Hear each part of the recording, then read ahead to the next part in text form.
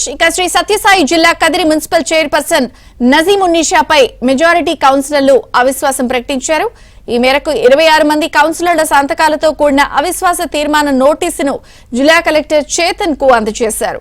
Municipal chairperson ఆమె భర్త YCP నేత సాదిక్ భాషా వైఖరిని సొంత పార్టీ కౌన్సిలర్లు సైతం ఎండగడుతూ అవిశ్వాస తీర్మాన నోటీసుల్లో సంతకాలు చేశారు.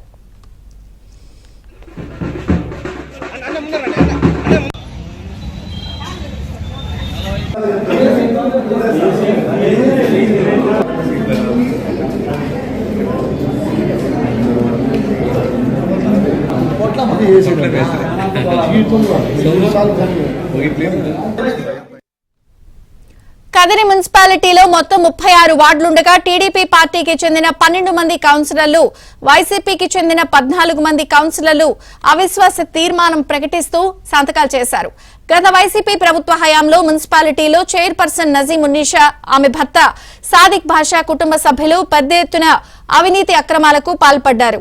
కూటమి ప్రభుత్వం అధికారం చేపట్టిన తర్వాత వారిపై కేసులు కూడా నమోదయ్యాయి.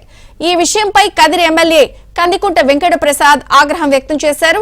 మున్సిపల్ చైర్పర్సన్ బడ్జెట్ సమావేశాలు ఏర్పాటు చేయకుండా నిర్లక్ష్యం చేశారని ఆరోపించారు. అభివృద్ధి గురించి పట్టించుకోకపోవడం దౌర్భాగ్యమన్నారు. బడ్జెట్ సమావేశం పెట్టడానికి కూడా చైర్పర్సన్ అనుమతి లేనటువంటి పరిస్థితి. అంటే ప్రజల గురించి కానీ, పరిపాలన గురించి కానీ, అభివృద్ధి గురించి కానీ బడ్జెట్ ప్రవేశపెట్టుకుంటేనే కనీసమైనటువంటి ఖర్చుల కోసమైనా కూడా ఏదైనా అప్రాప్రియేషన్ మామూలు పెట్టుకుంటారు. అది కూడా సమావేశం ఏర్పాటు చేసుకోలేనటువంటి పరిస్థితుల్లో పరిపాలన కొనసాగిస్తున్నటువంటి చైర్పర్సన్ ఉండడము దౌర్భాగ్యం అని చెప్పే సందర్భంగా తెలియజేస్తున్నాము. అందుకని అందరూ కూడా ఒక ఏకాభిప్రాయానికి వచ్చేసి నిర్ణయం తీసుకొని ముందుకు